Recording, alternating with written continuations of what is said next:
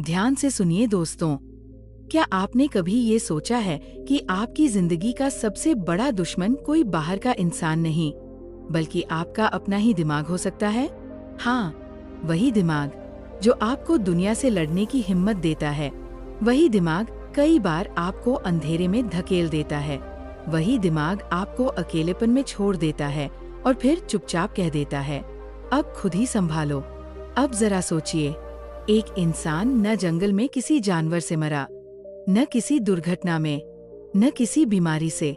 वह इंसान इसलिए टूटा क्योंकि उसने हर दिन खुद को भीतर से खत्म किया, अपनी सोच से, अपने ख्यालों से, अपनी कल्पनाओं से।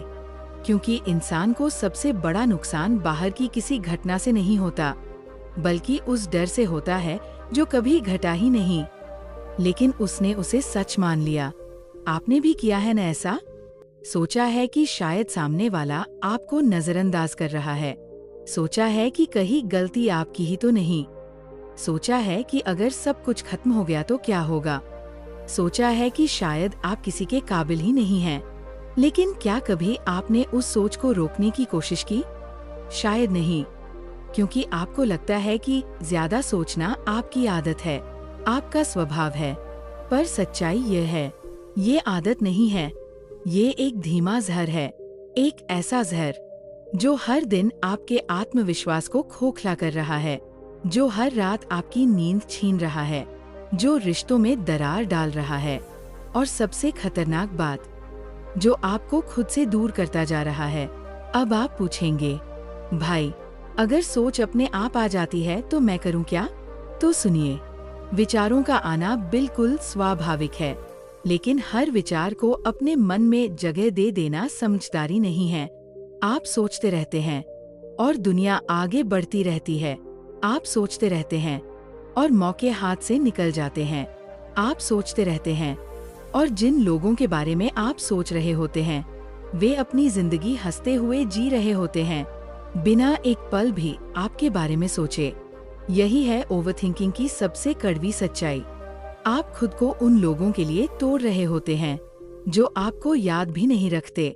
गौतम बुद्ध ने कहा था, जला हुआ कोयला जब तक तुम अपने हाथ में पकड़े रहोगे, वो सिर्फ तुम्हें ही जलाएगा। ओवरथिंकिंग वही जलता हुआ कोयला है जिसे आप रोज उठाते हैं, रोज खुद को जलाते हैं, रोज चेहरे पर मुस्कान का नकाब पहनते हैं, लेकिन अंदर से थके हुए, खाली और टूटे हुए होते हैं। अब सवाल यह है, क्या आप पूरी जिंदगी इसी उलझन में बिताना चाहते हैं, या फिर उस अदृश्य पिंजरे को तोड़ना चाहते हैं जिसमें आप हर दिन खुद को कैद कर लेते हैं? अगर कभी आपके भीतर भी एक शांत इंसान था जो हर बात को स्वीकार कर लेता था, जो हर चीज को जाने देना जानता था, तो ये वीडियो उसे वापस लाने की शुरुआत है।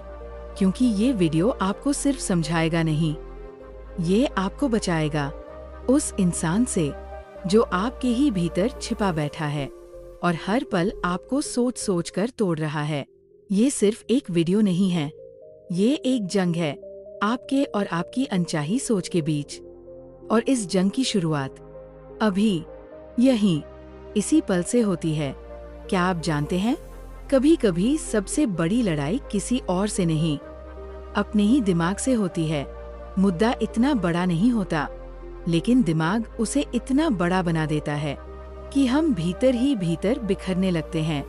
किसी ने कुछ उल्टा सीधा कह दिया तो हम सोचते हैं, उसने ऐसा क्यों कहा? क्या मैंने कुछ गलत किया? क्या वह मुझसे नाराज है? फिर हम उस एक बात को 100 बार दोहराते हैं, हर शब्द का विश्लेषण करते हैं, हर लहजे को तौलते हैं और अंत में खुद को ही दुखी कर लेते हैं। अब जरा सावन को देखिए। सावन एक समझदार, संवेदनशील और होशियार इंसान था। हर बात को गहराई से समझता था, हर भावना को दिल से महसूस करता था। लेकिन एक आदत ने उसकी सारी खूबसूरती ढक दी। वह हर बात को जरूरत से ज्यादा सोचता था। कोई हल्की सी बात कह देता तो वह उसी में उलझ जाता। कोई मैसेज देर से आए तो सोचने लगता, शायद अब रिश्ता खत्म हो गया। अगर कोई गलती हो जाती तो पूरी रात खुद को माफ नहीं कर पाता। धीरे धीरे उसकी सोच ने, उसका आत्मविश्वास निगल लिया, आंखों की चमक बुझने लगी और दिमाग हर वक्त बोझिल रहने लगा। लेकिन ये कहानी सिर्फ सावन की नहीं है, ये हम सबकी कहानी है। हम हर दिन सैकड़ों विचार सोचते हैं और उनमें से ज्यादातर या तो बेकार होते हैं या डर पर आधारित।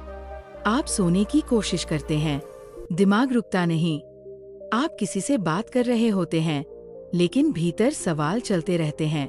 उसने मेरे बारे में क्या सोचा होगा? मैंने कुछ गलत तो नहीं कह दिया? अब सवाल उठता है, हम इतना सोचते क्यों हैं? और इसका जवाब हमारे ही दिमाग के भीतर छुपा है। हमारा मन और हमारी सोच दो अलग अलग हिस्सों में काम करती है। एक हिस्सा है चेतन मन, जिसे हम कॉन्शियस माइंड कहते हैं, और दूसरा हिस्सा है अवचेतन मन, यानी सबकॉन्शियस माइंड। चेतन मन वो होता है जो हर पल कुछ न कुछ सोचता रहता है, जो सवाल करता है, तर्क करता है, तुलना करता है। लेकिन सच ये है कि चेतन मन बहुत शक्तिशाली नहीं होता। जब कोई भावना बहुत गहरी होती है, जैसे डर, शर्म, गुस्सा या पछतावा, तो वह भावना सीधे अवचेतन मन में जाकर बैठ जाती है। और अवचेतन मन एक कंप्यूटर की तरह काम करता है। वो बहस नहीं करता, वह ये नहीं पूछता कि ये सही है या गलत। वह बस वही दोहराता है जो उसमें बार बार डाला गया है। अगर आपको लगातार ये महसूस होता है कि आप गलत हैं, तो आपका अवचेतन मन इस बात को सच मान लेता है और फिर हर छोटी बड़ी बात में आपको खुद पर शक होने लगता है। अब इसका असर क्या होता है? आप कोई काम शुरू करने से पहले ही सोचने लगते हैं, मैं कर पाऊंगा या नहीं।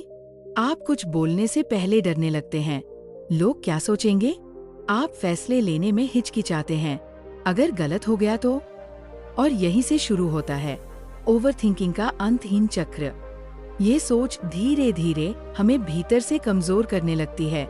ये हमारे रिश्तों में दरार डालती है, ये हमारे फैसलों को टालती है, और सबसे खतरनाक बात, ये हमें हमारे ही विचारों में कैद कर देती है। गौतम बुद्ध ने कहा था, तुम जैसा सोचते हो वैसे ही बन जाते हो। अगर आपकी सोच डर और पछतावे से भरी है, तो आपका जीवन भी डर और पछतावे से ही भर जाएगा। अब सवाल उठता है, क्या ज्यादा सोचना सच में इतना खतरनाक है? तो सुनिए, ज्यादा सोचना आपकी नींद खराब करता है, यह आपकी रचनात्मक शक्ति को दबा देता है, ये रिश्तों में दूरी पैदा करता है, ये आत्मसंदेह को जन्म देता है, और सबसे गंभीर बात, ये आपको वर्तमान पल से काट देता है। आप इस वक्त अपने घर में बैठे होते हैं, लेकिन आपका दिमाग या तो बीते हुए किसी अफसोस में उलझा होता है या आने वाले किसी डर में भटका होता है। जबकि सच्चाई यह है, जिंदगी सिर्फ अभी में होती है, लेकिन हम अभी को जी ही नहीं पा रहे। अब एक और सवाल, कौन लोग ज्यादा नहीं सोचते? वे लोग जो खुद पर भरोसा करते हैं, जो गलती को गलती की तरह देखते हैं, सजा की तरह नहीं, जो अपनी भावनाओं को पहचानते हैं लेकिन उनमें फंसते नहीं, और जो ये समझते हैं कि हर बात को समझना जरूरी नहीं, कुछ बातों को छोड़ देना ही शांति है। ओवरथिंकिंग आज के समय की एक ऐसी आदत बन चुकी है जो हर तीसरे इंसान को परेशान कर रही है।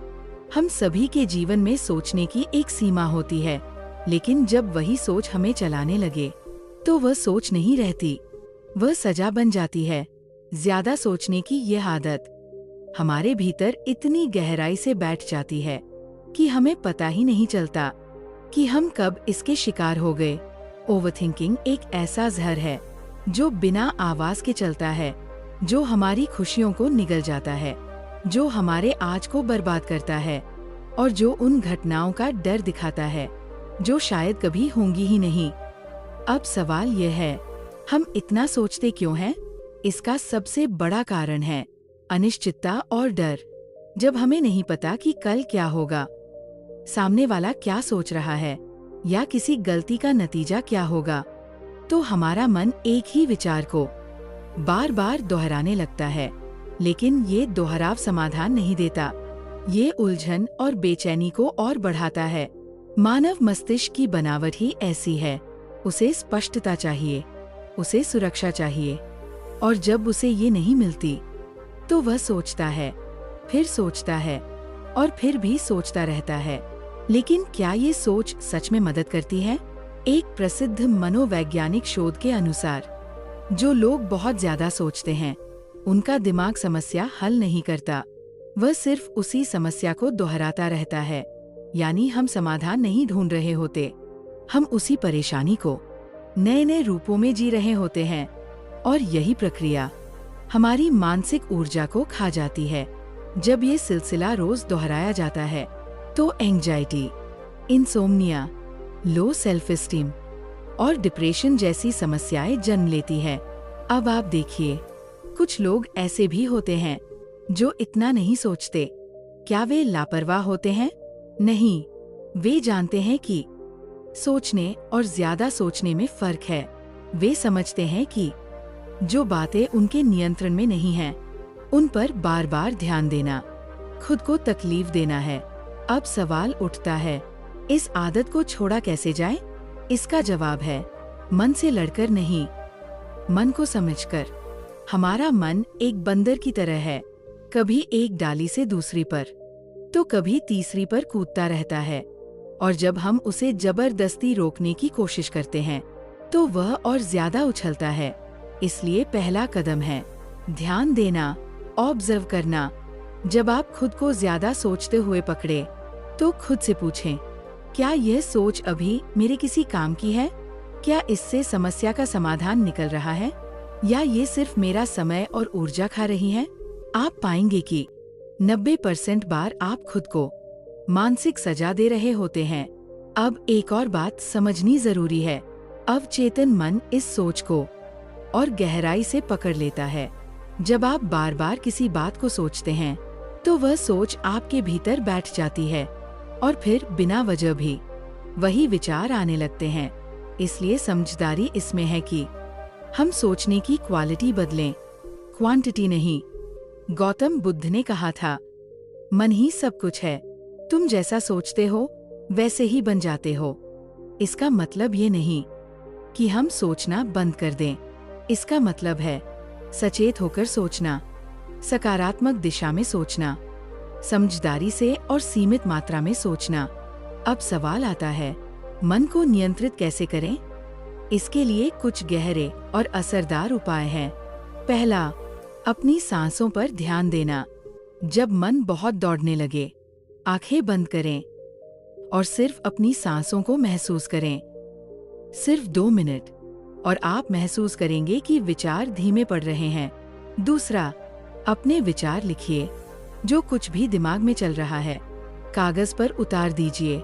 लिखने से मन हल्का होता है और स्पष्टता आती है। तीसरा, अपने शरीर को सक्रिय रखिए। शारीरिक गतिविधि मन की ऊर्जा को सही दिशा देती है। चौथा, अपने ओवरथिंकिंग ट्रिगर्स पहचानिए।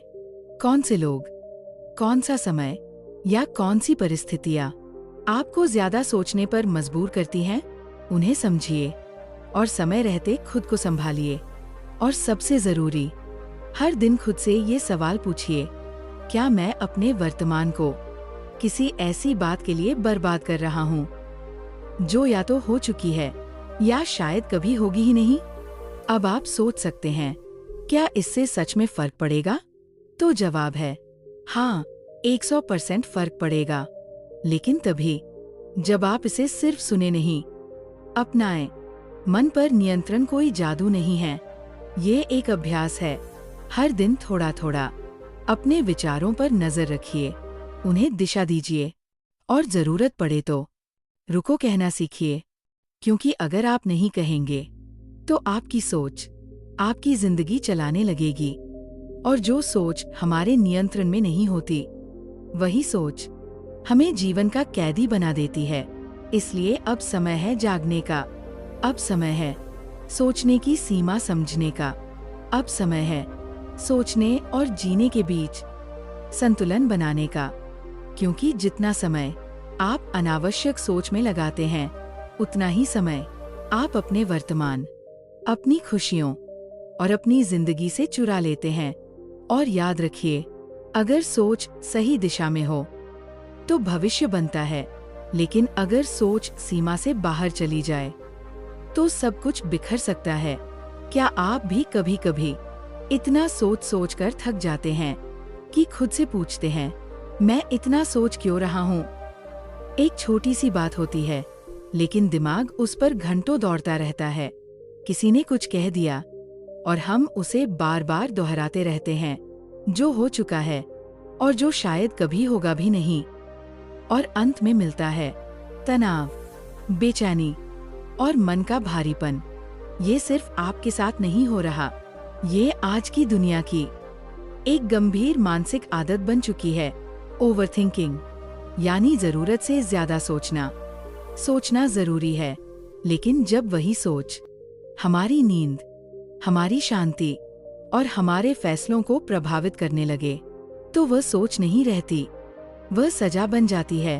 ओवरथिंकिंग वो धीमे धीमे फैलने वाला जहर है, जो बिना शोर किए हमारी खुशियों को खा जाता है, जो हमारे आज को खराब करता है और उन चीजों का डर दिखाकर हमें तोड़ देता है जो कभी हुई ही नहीं। अब आप कहेंगे, हमें पता है कि ये आदत सही नहीं है, लेकिन इसे रोका कैसे जाए? तो आइए आज इसी का हल तलाशते हैं। कैसे छोड़ी जाए ये आदत? कैसे जिया जाए खुलकर, बिना हर पल दिमाग को उलझाए? कैसे खुद को रोका जाए जब हमारा मन एक ही बात को बार बार चबाने लगे? इसका पहला इलाज समझ से शुरू होता है। हमारा मन, हमारा मस्तिष्क हमेशा सुरक्षा की तलाश में रहता है। जैसे ही कोई ऐसी स्थिति आती है जहां भविष्य साफ न हो या परिणाम अनिश्चित हो, मन सोचने लगता है ताकि हमें पहले से तैयार रख सके। ये सोच दरअसल खुद को बचाने की एक कोशिश होती है, लेकिन जब वही बात हम बार बार दोहराते हैं तो दिमाग समाधान नहीं खोज रहा होता, वह सिर्फ उसी चिंता को रिपीट कर रहा होता है। एक रिसर्च बताती है कि जो लोग जरूरत से ज्यादा सोचते हैं वे बेहतर समाधान नहीं ढूंढते, बल्कि एक ही डर को अलग अलग कोणों से घुमाते रहते हैं। उन्हें लगता है कि वे तैयारी कर रहे हैं, लेकिन असल में वे चिंता के दलदल में और गहरे धंसते चले जाते हैं। गौतम बुद्ध ने एक बार कहा था, मन की लगाम थाम लो, नहीं तो वही मन तुम्हें खींचकर खाई में गिरा देगा। मतलब साफ है, मन को चलाओ, पर मन के पीछे मत चलो। अब सवाल उठता है, क्या हम सच में अपने मन को नियंत्रित कर सकते हैं? उत्तर है, बिल्कुल कर सकते हैं, लेकिन उससे पहले ये समझना जरूरी है कि मन असल में करता क्या है। मन हमेशा दो चीजों से चलता है, अनुभव से या कल्पना से, और हम सबसे ज्यादा उस पर सोचते हैं जो अभी हुआ नहीं, लेकिन हो सकता है। यही ओवरथिंकिंग की जड़ है। कल्पना। अब आप कहेंगे, कल्पना तो रचनात्मकता की जननी है। हाँ, लेकिन जब कल्पना डर के साथ जुड़ जाए तो वह रचनात्मकता नहीं रहती, विनाश बन जाती है। आपका अवचेतन मन उस डर को सच मान लेता है और आपको वैसा ही महसूस कराता है जैसे वो घटना अभी इसी पल घट रही हो। इसीलिए बिना किसी असली वजह के भी हम घबरा जाते हैं, बेचैन हो जाते हैं या रात भर सो नहीं पाते। अब बात करते हैं उपाय की। जब भी आप खुद को जरूरत से ज्यादा सोचते हुए पकड़े, एक पल रुकिए और खुद से बस एक सवाल पूछिए, क्या ये सोच मुझे फायदा दे रही है या नुकसान? अगर ये लाभ नहीं दे रही तो फिर इसे दोबारा घुमाने का क्या मतलब? शुरुआत में ये आसान नहीं लगेगा, लेकिन जैसे जैसे अभ्यास बढ़ेगा आपका दिमाग खुद ही उस सोच को बीच में रोकना सीख जाएगा। दूसरी बात, ओवरथिंकिंग तब भी बढ़ती है जब हम अपनी भावनाएं दबा लेते हैं। जो महसूस होता है वो बाहर नहीं निकल पाता और दिमाग सोच के रास्ते उसे बाहर निकालने लगता है। इसलिए अपनी भावनाओं को लिखिए, एक जर्नल रखिए। हर दिन के अंत में जो भी मन में है कागज पर उतार दीजिए। लिखने से मन हल्का होता है और स्पष्टता आती है। तीसरा तरीका है खुद को सक्रिय रखना। जो लोग ज्यादा सोचते हैं वे अक्सर शारीरिक रूप से कम सक्रिय होते हैं। क्योंकि जब शरीर शांत रहता है तो दिमाग तेज दौड़ने लगता है। इसलिए योग, टहलना, ध्यान या कोई भी शारीरिक गतिविधि अपनी दिनचर्या में जोड़िए। ध्यान यानी मेडिटेशन, ये कोई धार्मिक रस्म नहीं है, यह मन को केंद्र में लाने की कला है।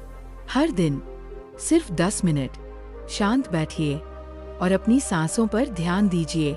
धीरे धीरे मन खुद शांत होने लगेगा। अब एक बेहद जरूरी बात, खुद से प्यार करना सीखिए।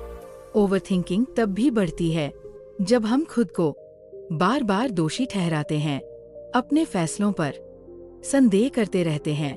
इसलिए खुद को सकारात्मक वाक्य दीजिए। मैं जो कर रहा हूँ वह इस समय के लिए सबसे सही है।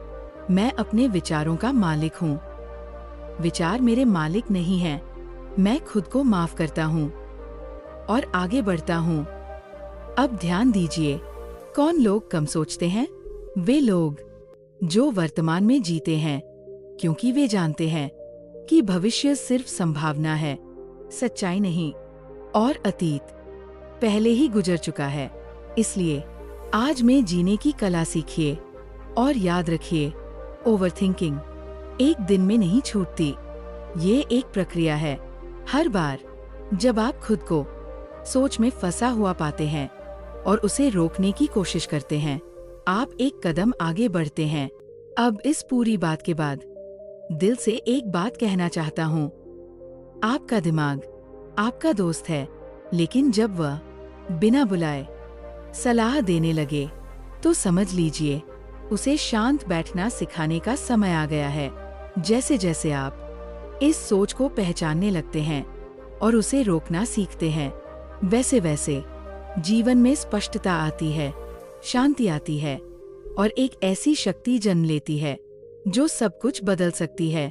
दोस्तों, क्या आपने कभी खुद से पूछा है, मैं इतना क्यों सोचता हूँ? जरा सोचिए, आप एक कमरे में अकेले बैठे हैं, बाहर कुछ नहीं हो रहा, लेकिन भीतर आपके दिमाग में मानो तूफान चल रहा हो। बीते हुए लम्हे, आने वाली चिंताएं, किसी की कही बात, अपनी कही बात, गलतियां, पछतावा, डर, उम्मीद, और ये सिलसिला कभी रुकता नहीं। यही है ओवरथिंकिंग, जरूरत से ज्यादा सोचना। ये कोई छोटी बात नहीं है, ये एक आदत बन जाती है और आदतें या तो इंसान को बना देती है या पूरी तरह तोड़ देती है। आज का ये वीडियो कोई साधारण सलाह नहीं है, ये एक आंतरिक यात्रा है, आपके मन की गहराइयों में उतरने की यात्रा। क्योंकि जब तक हम मन की जड़ों तक नहीं पहुंचेंगे, तब तक ये सोचने की बीमारी कभी खत्म नहीं होगी। तो चलिए शुरुआत करते हैं। सबसे पहले बात करते हैं खुद को माफ करना क्यों जरूरी है। जब भी कोई गलती होती है, कोई रिश्ता टूटता है या कोई बात दिल को चुभ जाती है, हम उसी को बार बार सोचते रहते हैं, काश मैंने ऐसा नहीं किया होता, काश मैंने वो कहा होता, काश उसने ऐसा न किया होता। यह काश हमें भीतर से खा जाता है। लेकिन सच्चाई क्या है? जो हो गया वह बदला नहीं जा सकता। जो आने वाला है वो हमारे नियंत्रण में नहीं है। हमारे पास सिर्फ एक ही चीज है, ये वर्तमान पल। और अगर आप इस पल को भी बीते हुए विचारों में डुबोकर बर्बाद कर रहे हैं, तो आप असल में 2 बार अपना नुकसान कर रहे हैं। इसलिए खुद को माफ करना सीखिए, क्योंकि जब आप खुद को माफ करते हैं तो आप अपने मन को नई दिशा देते हैं। गौतम बुद्ध ने कहा था, अतीत से चिपके रहना केवल दुख को जन्म देता है। मन तब तक मुक्त नहीं हो सकता जब तक आप खुद को क्षमा नहीं करते। अब बात करते हैं सक्रिय रहने की ताकत की।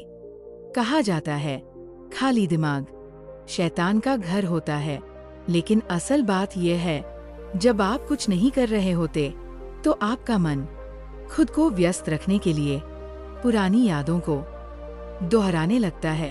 आपने गौर किया होगा, जब आप चलते हैं, योग करते हैं, नाचते हैं, पेंटिंग करते हैं या किसी काम में डूबे होते हैं, तो सोचने का मौका ही नहीं मिलता। क्यों? क्योंकि मन को काम मिल गया। ओवरथिंकिंग की सबसे बड़ी जड़ यही है, मन को खाली छोड़ देना। अब ये मत समझिए कि एक्टिव रहने का मतलब सिर्फ शरीर को चलाना ही होता है। मेंटल एक्टिविटी उतनी ही जरूरी है जितनी फिजिकल एक्टिविटी। नई चीजें सीखना, किताबें पढ़ना, ध्यान करना, ये सब आपके मस्तिष्क को एक सकारात्मक दिशा में ले जाता है। जैसे किसी नदी का बहाव अगर सही दिशा में हो तो वह जीवन देता है, लेकिन वही पानी अगर रुक जाए तो वह सड़ने लगता है। मन भी बिल्कुल ऐसा ही है। अब जरा और गहराई में चलते हैं। हम इतना ज्यादा क्यों सोचते हैं? इसका जवाब आपके अवचेतन मन में छिपा है।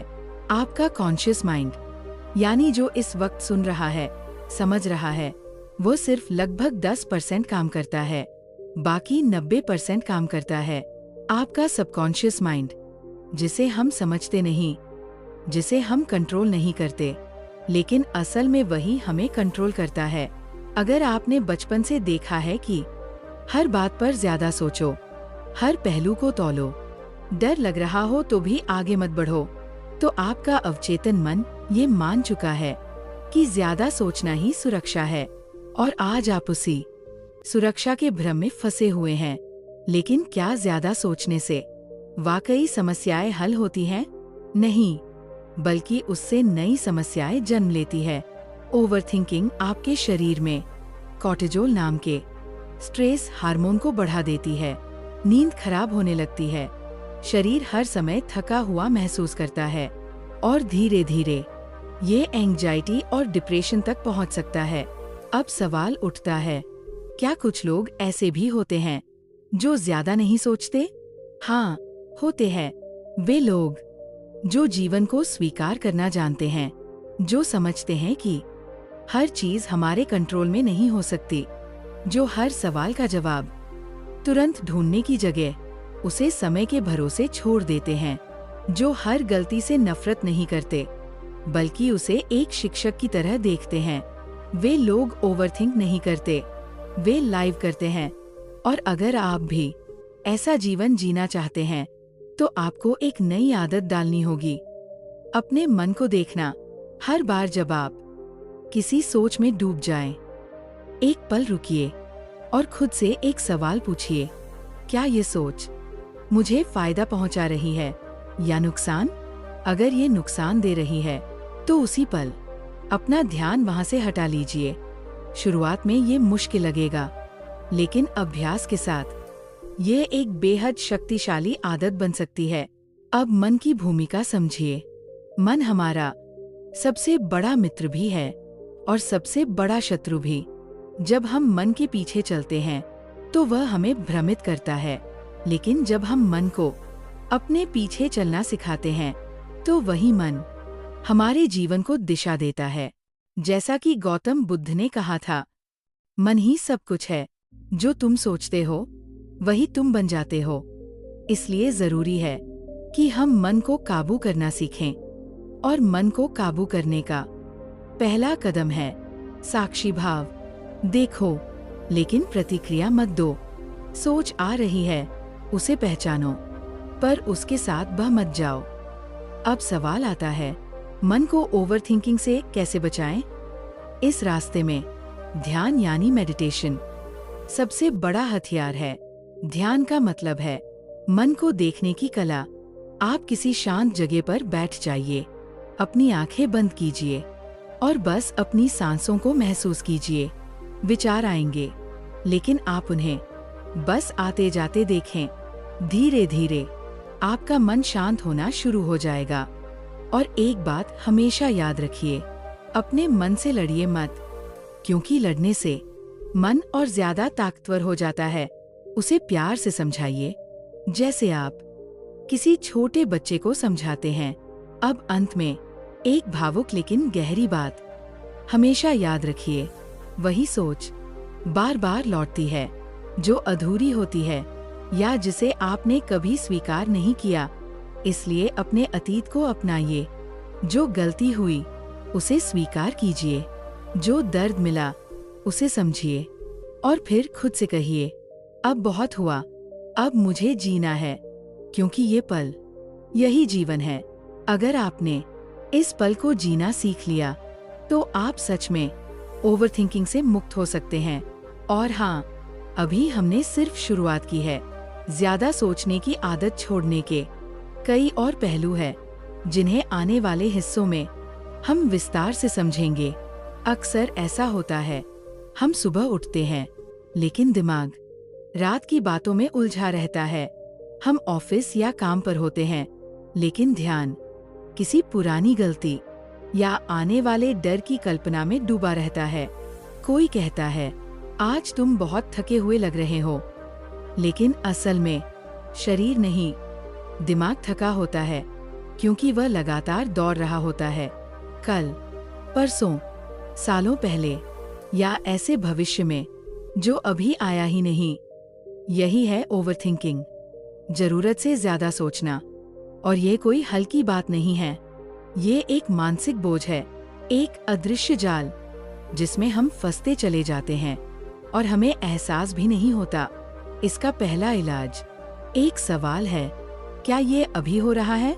जैसे ही आप ये सवाल खुद से पूछते हैं, आपका दिमाग एक झटका महसूस करता है और अचानक समझ आता है, मैं जी नहीं रहा, मैं सिर्फ सोच रहा हूँ।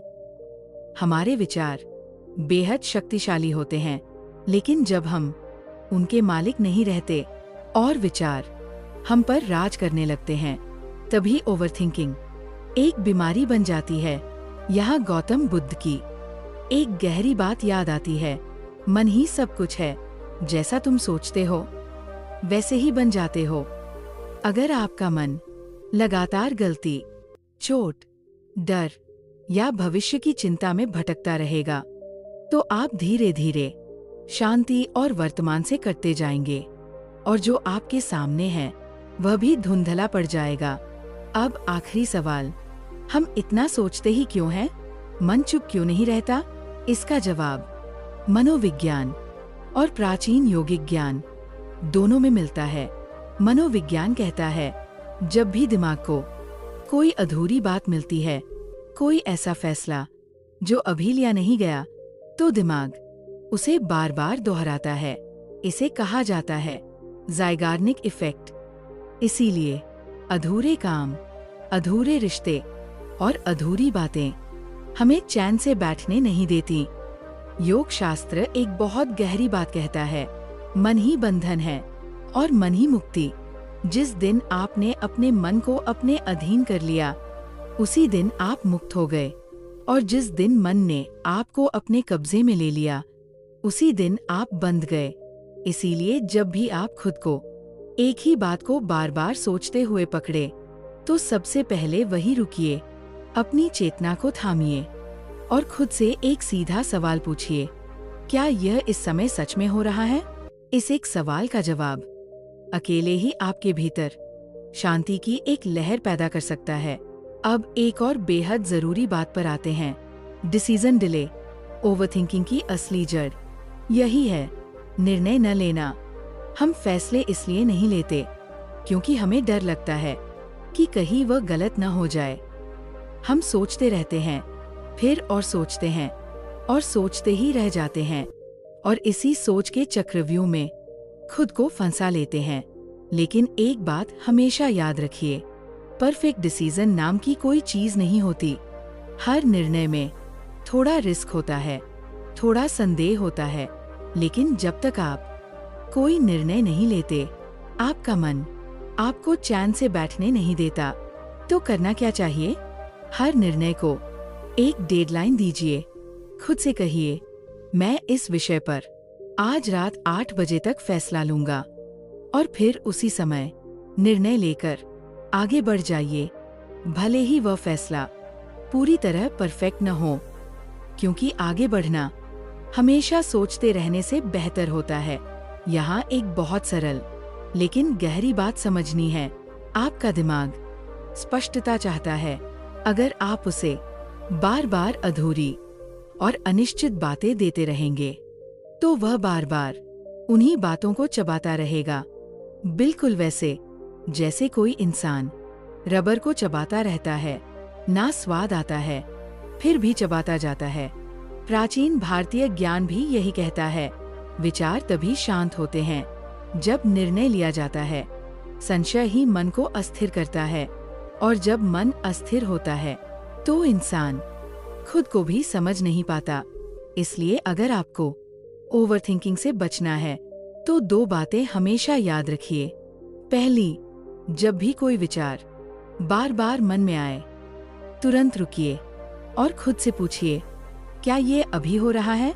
दूसरी, जब कोई फैसला लेना हो, उसे कल पर मत टालिए। डेडलाइन तय कीजिए और निर्णय लेकर आगे बढ़ जाइए। आप जानकर हैरान होंगे, जो लोग ज्यादा नहीं सोचते, वे ठीक यही करते हैं। वे हर बात को अपने सिर पर नहीं चढ़ने देते। वे सोचते हैं, लेकिन सोचने के बाद फैसला लेते हैं। वे अपने विचारों को रिपीट मोड पर नहीं चलाते। उनकी स्पष्टता ही उनकी शांति बन जाती है।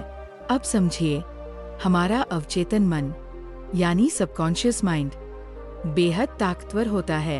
आप दिन भर जो भी सोचते हैं, वही बातें उसमें जमा होती जाती है। अगर आप बार बार चिंता, डर और पछतावे के विचार डालते रहेंगे, तो वही आपकी आदत बन जाएगी, और यही आदत बनती है ओवरथिंकिंग की लत। इसलिए जरूरी है कि आप अपने मन के गार्ड बने। हर विचार को फिल्टर करें, हर सोच को दिशा दें। याद रखिए, मन को काबू करने का मतलब ये नहीं कि आप सोचना बंद कर दें। इसका मतलब है आप वही सोचें जो आपको आगे बढ़ाए। तो आज से एक छोटा सा प्रयोग शुरू कीजिए। हर बार जब कोई पुरानी बात, कोई डर या कोई अधूरी योजना बार बार मन में आए, उसे पकड़िए और साफ शब्दों में कहिए, स्टॉप, ये अभी नहीं हो रहा। और फिर अपना ध्यान वापस ले आइए, इस पल में, इस सांस में, इस क्षण में। क्योंकि जीवन में सबसे सच्चा और सबसे असली केवल अभी है। न बीता हुआ कल दोबारा लौटेगा, और न आने वाला कल वैसा होगा जैसा आप सोच रहे हैं। तो दोस्तों, अगर आपने यहाँ तक ध्यान से सुना है, तो यकीन मानिए आपने अपने मन को समझने और संभालने की दिशा में सबसे पहला और सबसे जरूरी कदम उठा लिया है। क्योंकि मन को जीतना बाहरी दुनिया को जीतने से कहीं बड़ी विजय है। आज आपने ये सीखा कैसे सिर्फ एक सवाल, क्या ये अभी हो रहा है, आपके भीतर की अशांति को शांत कर सकता है। कैसे निर्णय टालने की आदत छोड़कर आप अपने जीवन में स्पष्टता और सुकून ला सकते हैं। ये बातें सुनने में भले ही आसान लगें, लेकिन इन्हें जीवन में उतारना ही असली कला है। और इसी कला को सिखाने के लिए हम आपके साथ हैं। अगर ये वीडियो आपको थोड़ा भी उपयोगी लगा हो, अगर आपने अपने मन में थोड़ा सा हल्कापन महसूस किया हो, तो अभी इस वीडियो को लाइक कीजिए, इसे शेयर कीजिए अपने उन दोस्तों और परिवार वालों के साथ जो हर वक्त सोचते रहते हैं और चैन से जी नहीं पाते। और अगर आप चाहते हैं कि आने वाले वीडियो में हम और गहराई से समझाएं, जैसे ओवरथिंकिंग के और कौन कौन से खतरनाक लक्षण होते हैं, या रोजमर्रा की जिंदगी में मन को पूरी तरह शांत और नियंत्रित कैसे रखा जाए, तो इस चैनल को सब्सक्राइब करना मत भूलिए और बेल आइकॉन जरूर दबाइए, ताकि जब भी अगला जीवन बदलने वाला वीडियो आए, सबसे पहले वो आप तक पहुंचे। हमारा लक्ष्य सिर्फ वीडियो बनाना नहीं है। हम चाहते हैं ये चैनल एक ऐसी जगह बने जहां लोग खुद को खोजें, अपने मन को समझें और एक नई, शांत और शक्तिशाली जिंदगी की ओर कदम बढ़ाए। तो जुड़े रहिए हमारे साथ, क्योंकि अगला भाग और भी ज्यादा जरूरी और आंखें खोल देने वाला होने वाला है। ये आपका अपना चैनल है, जहां हर वीडियो सिर्फ देखने के लिए नहीं, बल्कि जीने के लिए होता है। मिलते हैं अगले अद्भुत अनुभव में। धन्यवाद। और याद रखिए, सोच को नहीं, जीवन को जीना है। भगवान बुद्ध का पहला उपदेश जिस दिन बुद्ध ने सिखाया, कोई किसी का नहीं है इस दुनिया में। प्राचीन भारत की एक सांझ थी, जब आकाश में डूबता सूरज ऐसा लग रहा था मानो दिन भी थककर विदा ले रहा हो। उसी समय वैशाली के पास एक छोटे से ग्राम में रहने वाला युवक आनंद अपने जीवन के सबसे गहरे दुख से जूझ रहा था। पिता का देहांत हुए वर्षों बीत चुके थे। माँ बचपन में ही चली गई थी। पत्नी कुछ समय पहले बीमारी से गुजर गई और आज वही घर, वही आंगन, वही दीवारें उसे ऐसे देख रही थी जैसे वो स्वयं एक बोझ बन चुका हो। उसे लगता था कि जीवन में सब कुछ छिन गया है और अब वो अकेला है, पूरी तरह अकेला। रातें उसे डराती थी। नींद आती तो सपनों में बिछड़ने के दृश्य, और जब आँख खुलती तो एक खालीपन। वो अक्सर सोचता कि यदि कोई अपना होता तो शायद ये पीड़ा इतनी तीखी न होती। उसी सोच के साथ एक दिन उसने सुना कि शाक्यमुनि बुद्ध समीप के वन में ठहरे हैं। लोग कहते थे कि उनके पास बैठने से मन शांत हो जाता है। कोई चमत्कार नहीं, कोई आश्वासन नहीं, बस एक गहरी शांति। आनंद को ये बात अजीब लगी। उसे शांति नहीं चाहिए थी, उसे कोई चाहिए था। फिर भी न जाने क्यों अगले दिन वह वन की ओर चल पड़ा। रास्ते में साल और पीपल के वृक्ष ऐसे खड़े थे मानो समय के साक्षी हों। संघ के कुछ भिक्षु मौन में चल रहे थे। उनके चेहरों पर न दुख था न उत्साह, बस एक स्थिरता। आनंद ने पहली बार सोचा कि क्या बिना किसी अपने के भी ऐसा शांत हुआ जा सकता है। जब वो बुद्ध के समीप पहुंचा तो उन्हें साधारण पीले वस्त्रों में एक वृक्ष के नीचे बैठा पाया। आंखें आधी खुली, श्वास गहरी, चेहरा ऐसा जैसे किसी ने जीवन को पूरी तरह देख लिया हो। आनंद बिना प्रणाम किए ही बैठ गया। कुछ देर तक मौन रहा, फिर उसके भीतर का बांध टूट गया और वह बोला, मैं बिल्कुल अकेला हूँ। उसकी आवाज में शिकायत थी, पीड़ा थी और एक गहरा डर। बुद्ध ने उसकी ओर देखा। कोई सहानुभूति भरा हावभाव नहीं, कोई दया का प्रदर्शन नहीं, बस एक शांत दृष्टि। उन्होंने कुछ नहीं कहा। मौन लंबा होता गया। आनंद को लगा शायद उसने गलत जगह आकर अपनी व्यथा खोल दी। तभी बुद्ध ने बहुत धीरे से कहा, तुम कब अकेले नहीं थे? यह प्रश्न किसी तीर की तरह लगा। आनंद हड़बड़ा गया। वह बोला, जब मेरे माता पिता थे, जब मेरी पत्नी थी। बुद्ध ने फिर शांत स्वर में पूछा, तब भी क्या वे हर श्वास में तुम्हारे साथ थे? आनंद चुप हो गया। बुद्ध ने आगे कुछ नहीं कहा, बस पास पड़ी सूखी पत्तियों की ओर इशारा किया। हवा चली और पत्तियां एक दूसरे से टकराकर बिखर गईं। बुद्ध बोले, ये पत्तियां साथ थीं, फिर अलग हो गई।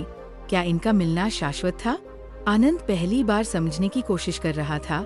बुद्ध ने कहा, मनुष्य दुखी इसलिए नहीं होता कि कोई चला गया, बल्कि इसलिए होता है क्योंकि वह मान बैठता है कि कोई उसका था। ये वाक्य सुनते ही आनंद के भीतर कुछ हिल गया। उसने विरोध करना चाहा। बोला, यदि कोई अपना नहीं तो संबंध क्या झूठ है?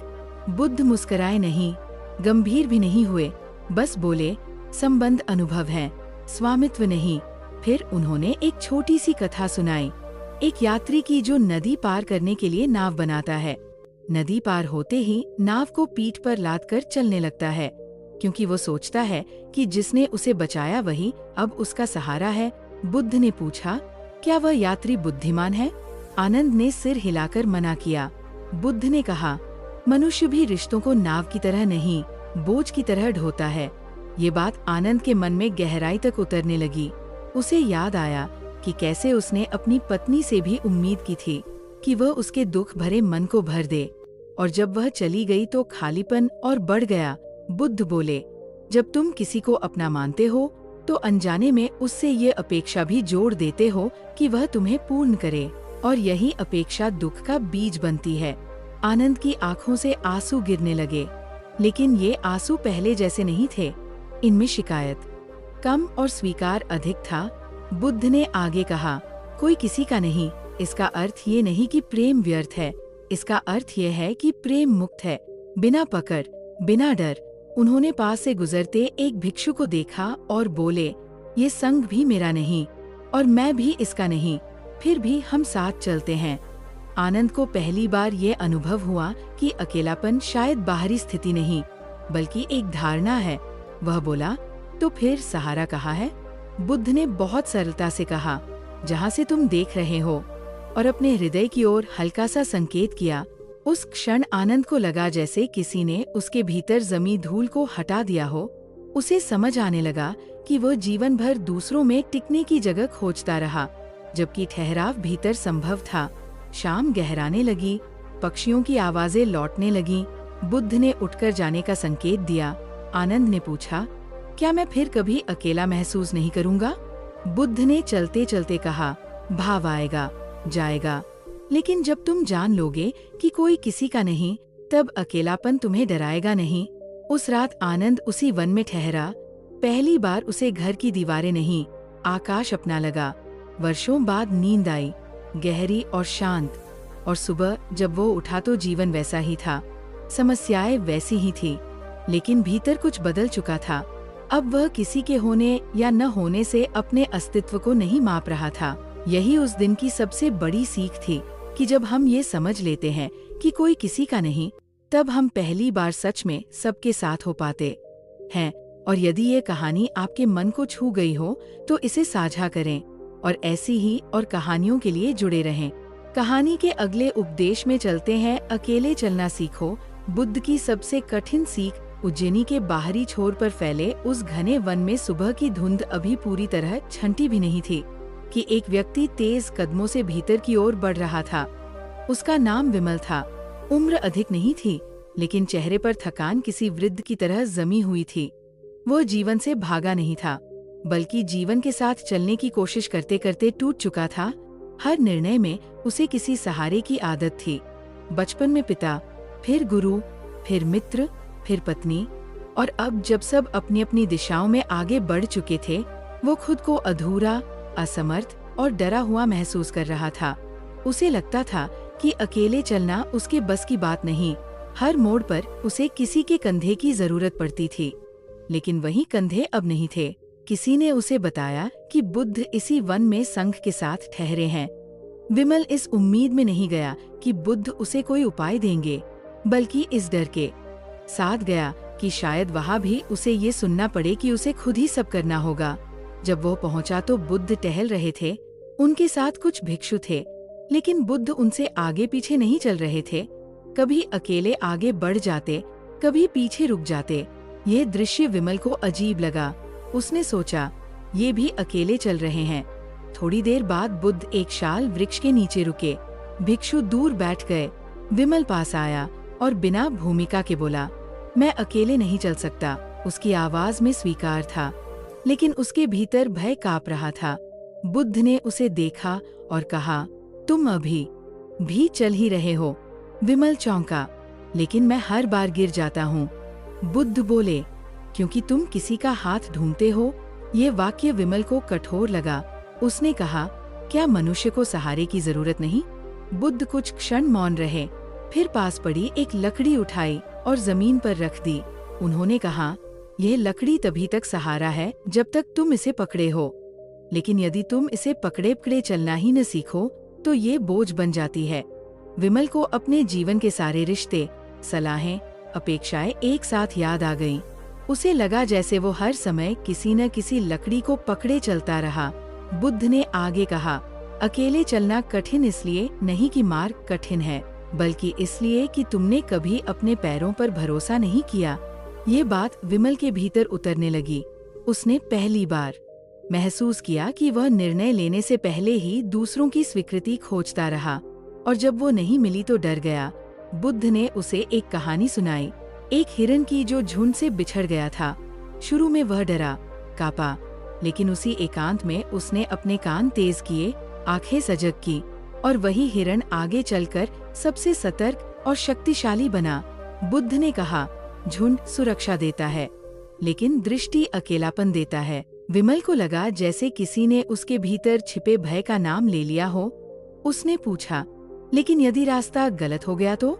बुद्ध ने शांत स्वर में कहा, तभी तो चलना सीखोगे। ये उत्तर किसी आश्वासन जैसा नहीं था, बल्कि एक चुनौती था। बुद्ध ने कहा, जब तक कोई साथ होता है तुम अपने कदमों की जिम्मेदारी नहीं लेते। विमल ने सिर झुका लिया। उसे लगा कि उसकी सबसे बड़ी पीड़ा अकेलापन नहीं, बल्कि आत्मविश्वास की कमी थी। बुद्ध ने आगे कहा, अकेले चलना मतलब अकेले रहना नहीं, इसका अर्थ है अपने अनुभवों की पूरी जिम्मेदारी लेना। उस क्षण विमल को पहली बार अपने भीतर एक हल्की सी स्थिरता महसूस हुई, जैसे कोई अदृश्य आधार बन रहा हो। सूर्य अब ऊपर आ चुका था, रोशनी पत्तों से छनकर जमीन पर पड़ रही थी। बुद्ध ने कहा, आज यहाँ से वापस जाओ और रास्ते में किसी से मत पूछना कि किधर जाना है। विमल घबरा गया, लेकिन उसने कुछ कहा नहीं। वह उठा और चल पड़ा, हर कदम के साथ डर आता, लेकिन उसके साथ एक नई सजगता भी। वह रास्ता भटका, फिर लौटा, ठोकर खाई, फिर संभला, और जब वो ग्राम पहुंचा तो थका हुआ था, लेकिन भीतर से पहले से कहीं अधिक जीवित। उसे समझ आ गया था कि अकेले चलना कोई दंड नहीं, बल्कि वो सबसे कठिन और सबसे मुक्त करने वाली सीख है, क्योंकि जो अकेले चलना सीख लेता है वह भीड़ में भी खोता नहीं। और यदि ये कहानी आपके मन को छू गई हो तो इसे साझा करें और ऐसी ही और कहानियों के लिए जुड़े रहें। कहानी का अगला उपदेश, जिसने उम्मीद छोड़ दी, वहीं मुक्त हुआ। राजगृह के पास बहती एक शांत नदी के किनारे उस दिन एक व्यक्ति बैठा था। नाम था सुरेश, उम्र 40 के आसपास, लेकिन आंखों में ऐसा सूना खालीपन जैसे जीवन ने बहुत पहले ही हार मान ली हो। वो थका नहीं था, वह टूट भी नहीं रहा था, बल्कि वह उस अवस्था में था जहां मन ने उम्मीद करना ही छोड़ दिया था। वर्षों तक उसने बेहतर भविष्य की आशा की, व्यापार में सफलता की, परिवार में सुख की, संतान से सहारे की, लेकिन हर उम्मीद किसी न किसी मोड़ पर चूर चूर होती गई। पहले असफलता आई, फिर अपमान, फिर बीमारी, और अंत में भीतर ये भावना कि अब कुछ भी बदलेगा नहीं। लोग कहते थे कि उम्मीद पर दुनिया कायम है, लेकिन सुरेश को लगने लगा था कि उम्मीद ही सबसे बड़ा धोखा है, क्योंकि वही बार बार उठाती है और वही हर बार गिराती है। उसी निराशा में एक दिन उसने सुना कि बुद्ध समीप के विहार में ठहरे हैं, पर वो वहाँ किसी समाधान की चाह में नहीं गया, बल्कि इस भाव में गया कि शायद कोई उसे ये कह दे कि उसका हार मान लेना गलत नहीं है। जब वो बुद्ध के पास पहुंचा तो बुद्ध एक पत्थर पर बैठे नदी की धारा को देख रहे थे। सुरेश भी पास बैठ गया। देर तक कोई संवाद नहीं हुआ, सिर्फ पानी बहता रहा। फिर सुरेश ने धीमी आवाज में कहा, मैंने उम्मीद छोड़ दी है। उसमें न गर्व था न शिकायत, बस एक खाली स्वीकार। बुद्ध ने उसकी ओर देखा और कहा, तो अब तुम मुक्त होने के करीब हो। ये सुनकर सुरेश चौंक गया। उसने सोचा था कि बुद्ध उसे फिर से आशा रखने को कहेंगे। वह बोला, उम्मीद छोड़ना तो हार है। बुद्ध ने नदी की ओर इशारा किया और कहा, ये नदी उम्मीद करती है कि समुद्र मिलेगा। सुरेश कुछ नहीं बोला। बुद्ध ने आगे कहा, वो बहती है, बस बहती है। फिर उन्होंने एक बहुत साधारण सी बात कही, मनुष्य उम्मीद को लक्ष्य नहीं, सहारा बना लेता है, और जब सहारा टूटता है तो वो स्वयं को टूटा हुआ मान लेता है। ये बात सुरेश के भीतर गहराई तक उतरने लगी। उसे याद आया कि उसने हर कर्म भविष्य की उम्मीद से किया था, और जब परिणाम नहीं मिला तो जीवन अर्थहीन लगने लगा। बुद्ध ने कहा, उम्मीद भविष्य में रखी जाती है और जीवन वर्तमान में घटता है। फिर उन्होंने एक भिक्षु की कहानी सुनाई, जिसने वर्षों तक निर्वाण की उम्मीद में तप किया, लेकिन जब उसने यह उम्मीद छोड़ दी कि उसे कुछ पाना है, तभी उसे पहली बार शांति मिली। बुद्ध ने कहा, जब तक तुम कुछ बनने की उम्मीद रखते हो, तुम वही नहीं हो जो हो। सुरेश की आंखें भर आईं। उसे लगा जैसे उसकी सारी थकान उम्मीदों के बोझ से आई थी। उसने पूछा, तो फिर जिया किसके लिए जाए? बुद्ध ने उत्तर दिया, जीने के लिए। ये उत्तर इतना सरल था कि सुरेश को समझने में समय लगा। बुद्ध बोले, जब तुम बिना उम्मीद के कोई काम करते हो तो वही ध्यान बन जाता है। उसी क्षण सुरेश ने नदी को देखा। वह बिना किसी मंजिल की चिंता के बह रही थी, फिर भी पूर्ण थी। उसे पहली बार लगा कि उसकी पीड़ा इसलिए नहीं थी कि वो असफल था, बल्कि इसलिए थी कि वह लगातार किसी और अवस्था में पहुंचना चाहता था। बुद्ध ने कहा, उम्मीद छोड़ना मतलब जीवन छोड़ना नहीं, बल्कि जीवन को उसके भार से मुक्त करना है।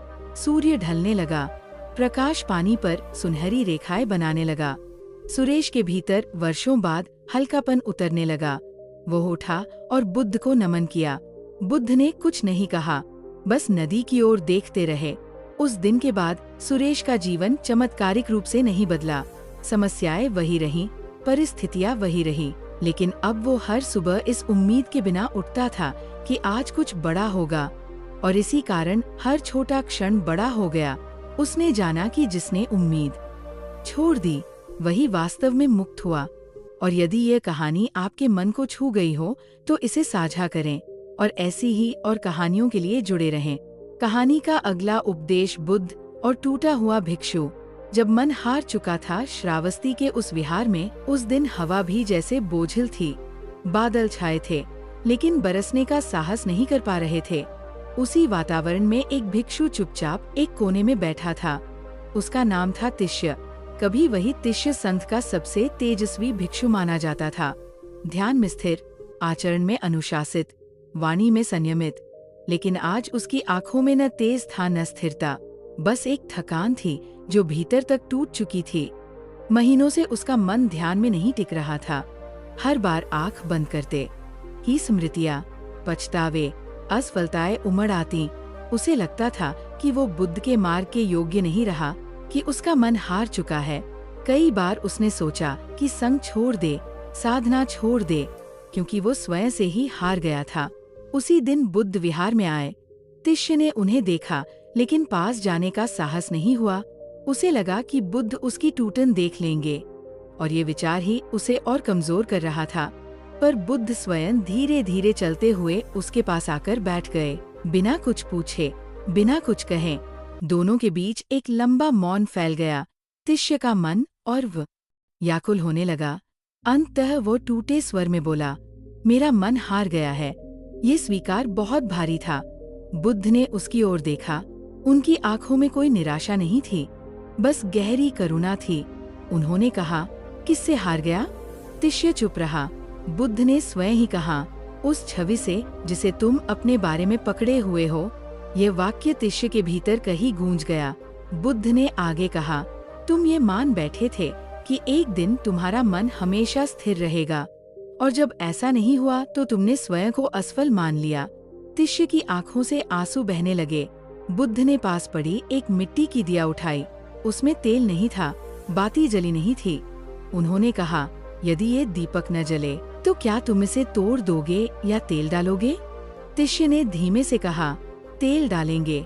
बुद्ध बोले, मन के न जलने पर तुम स्वयं को क्यों तोड़ना चाहते हो? यह प्रश्न तिष्य को भीतर तक हिला गया। उसे पहली बार लगा कि वह अपनी थकान को अपराध समझ रहा था। बुद्ध ने उसे एक कहानी सुनाई, एक किसान की जो लगातार फसल खराब होने पर हल चलाना ही छोड़ देता है, और अंत में जमीन नहीं, किसान ही बंजर हो जाता है। बुद्ध ने कहा, जब मन हार जाता है तब उसे दंड नहीं, विश्राम चाहिए। ये वाक्य तिष्य के लिए नया था।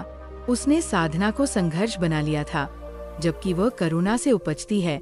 बुद्ध ने कहा, जो टूटता है वही सच्चा होता है, क्योंकि वही अपने अहंकार से गिरता है। बाहर हल्की वर्षा शुरू हो गई। बूंदों की आवाज जैसे उस मौन को और गहरा कर रही थी।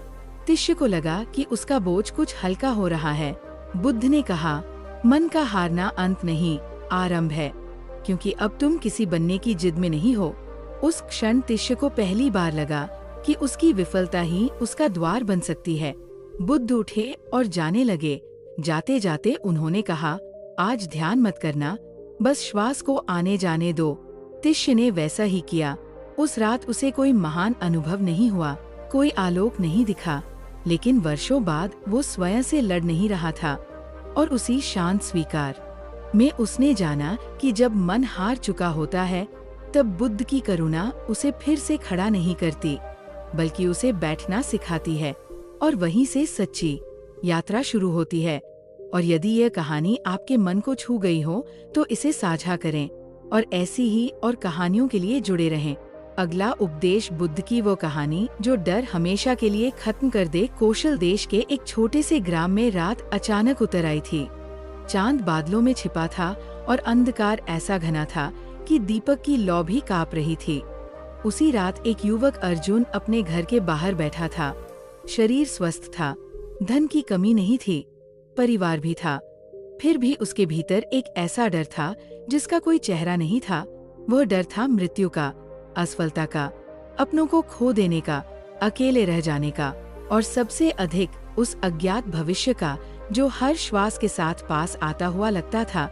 वह दिन में हंसता, काम करता, बात करता, लेकिन जैसे ही रात होती उसका मन डर से भर जाता, नींद उससे दूर भागती। उसे लगता कि डर ही अब उसका स्थायी साथी बन गया है। उसी बेचैनी में उसने सुना कि बुद्ध समीप के वन में ठहरे हैं। लोग कहते थे कि वे भय को काटते नहीं, समझते हैं। अर्जुन को ये बात समझ में नहीं आई। उसे लगा डर कोई तर्क नहीं सुनता। फिर भी एक रात वह दीपक बुझाकर वन की ओर चल पड़ा। रास्ता अंधकार में था, पत्तों की सरसराहट भी उसे चौंका रही थी। उसका मन बार बार लौटने को कह रहा था, लेकिन किसी अज्ञात साहस ने उसे आगे बढ़ाए रखा।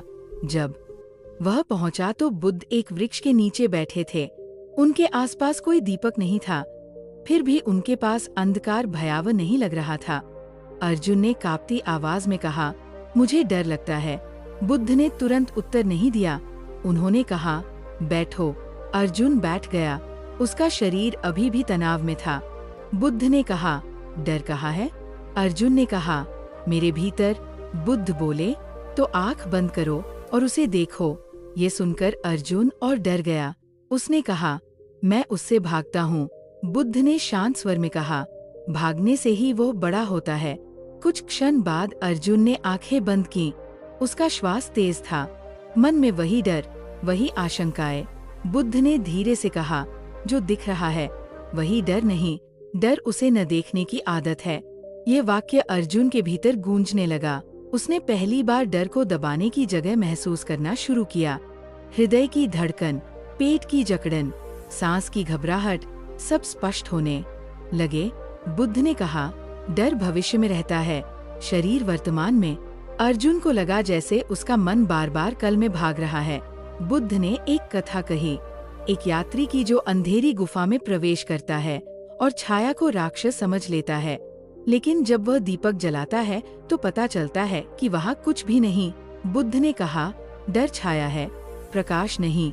अर्जुन ने पूछा, यह प्रकाश कैसे आए? बुद्ध ने उत्तर दिया, देखने से। उस क्षण अर्जुन को पहली बार लगा कि उसका डर कोई शत्रु नहीं, बल्कि एक संकेत है। बुद्ध ने कहा, डर तुम्हें बताता है कि तुम जीवन से जुड़े हो। ये बात अर्जुन के लिए नई थी। वह डर को कमजोरी मानता था। बुद्ध ने आगे कहा, जो डर से भागता है वह जीवन से भागता है। हवा हल्की चलने लगी, पत्तों की आवाज अब उतनी तीखी नहीं लग रही थी। अर्जुन का श्वास धीरे धीरे स्थिर होने लगा। बुद्ध ने कहा, डर को खत्म मत करो, उसे समझो। उस रात अर्जुन देर तक बुद्ध के पास बैठा रहा। कोई मंत्र नहीं, कोई चमत्कार नहीं, बस डर को देखने का साहस। जब वो लौटा तो अंधकार वैसा ही था, रास्ता वैसा ही, लेकिन भीतर कुछ बदल चुका था।